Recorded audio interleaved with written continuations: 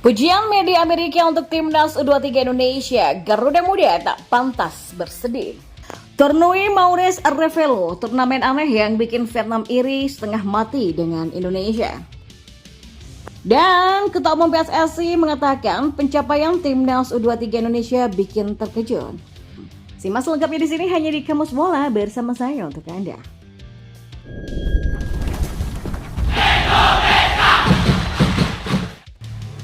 Ya, timnas U23 Indonesia baru selesai melaksanakan tugas di playoff Olimpiade 2024. Di perebutan tiket terakhir menuju Olimpiade tahun ini, mereka harus menyerah dari Guinea dengan skor 0-1 saja. Namun, secara keseluruhan mereka sudah mencatatkan prestasi di Piala Asia U23 2024. Rizky Ridho dan kawan-kawan menjadi salah satu tim yang mendapatkan sorotan positif dari ajang tersebut.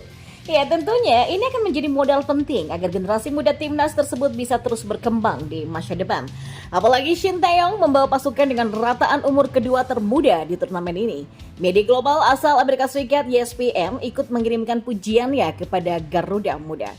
Meski gagal menembus Olimpiade, tapi mereka layak mendapatkan pujian. Bahkan pasukan Shin Tae-yong melangkah dengan cukup brilian di ajang tersebut. Ya, pada akhirnya berdasarkan hasil dari playoff tersebut, Guinea mungkin pantas mendapatkan tiket ke Paris di akhir tahun ini.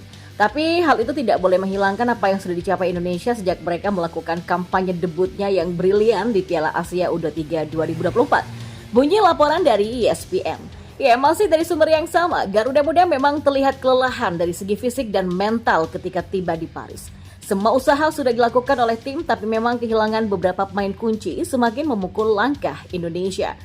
Indonesia memang seperti kehabisan tenaga pada akhirnya. Mungkin mereka sudah hampir sampai namun belum cukup untuk menjadi tim yang cukup baik ya untuk tampil di Olimpiade. Nah, hal ini seharusnya tidak mengurangi apa yang sudah mereka capai belakangan ini, kata media tersebut.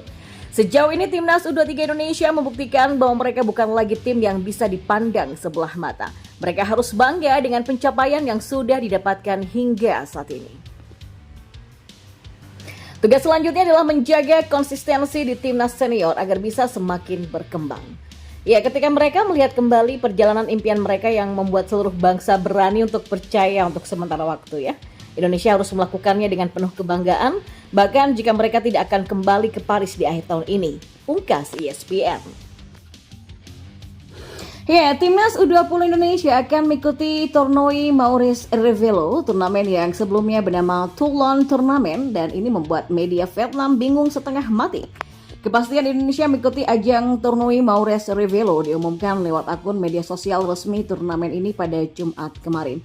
Menariknya dalam unggahan akun Tournoi Maurice Revello, turut disertakan foto wonderkid timnas Indonesia saat ini Marcelino Ferdinand. Unggahan tersebut juga berisi informasi perihal alasan Indonesia masuk dalam turnamen di mana status mereka adalah sebagai pengganti Mesir.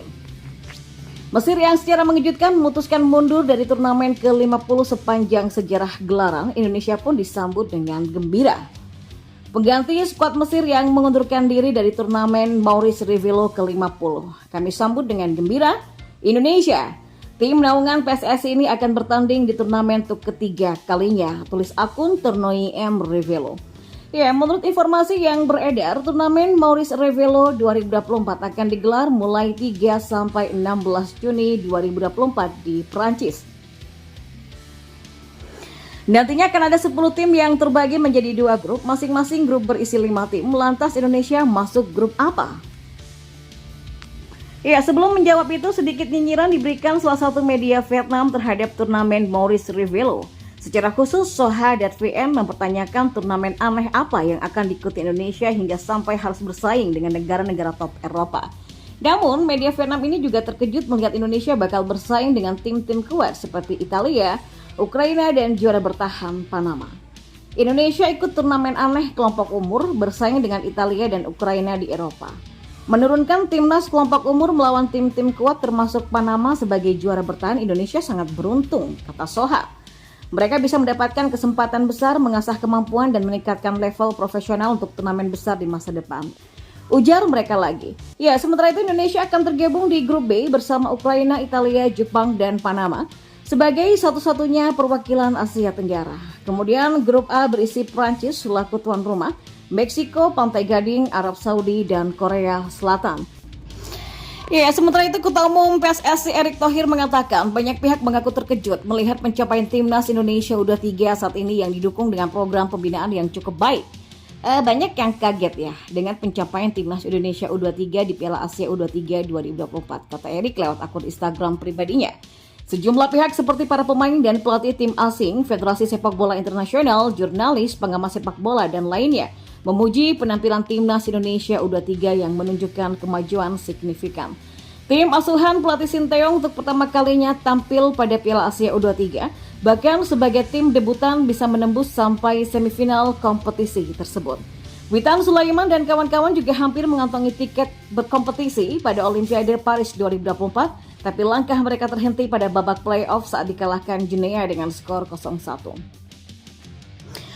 Pencapaian ini diraih lewat program yang baik, keputusan berani, dan juga mental yang kuat pastinya, ujar Erick Thohir.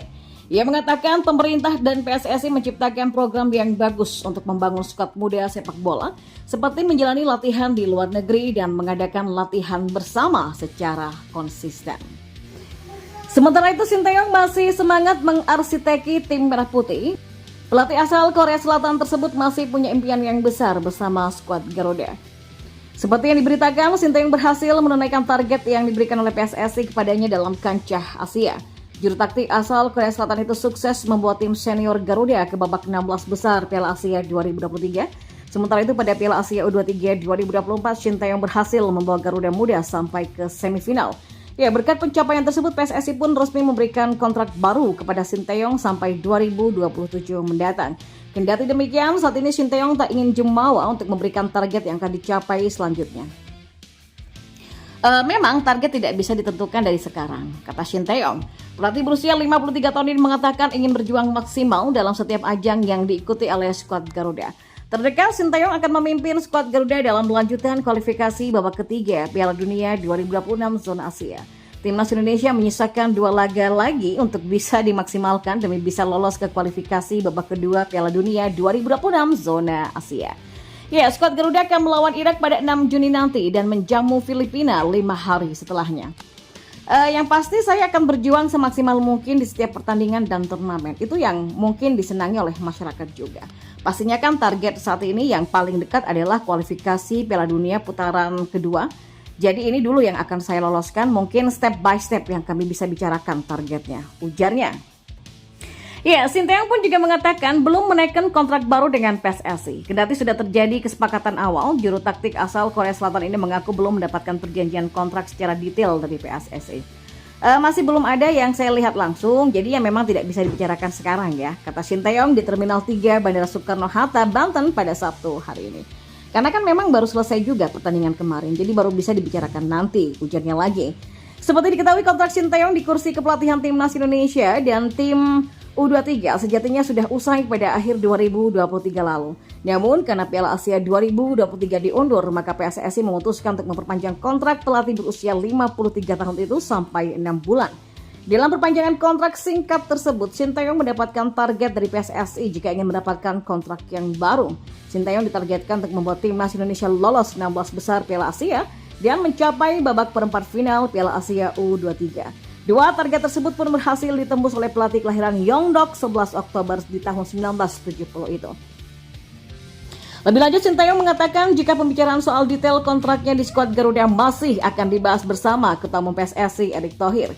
Kendati demikian, yang pasti Sinteyong sudah menyetujui untuk bersama PSSI sampai 2027 nanti.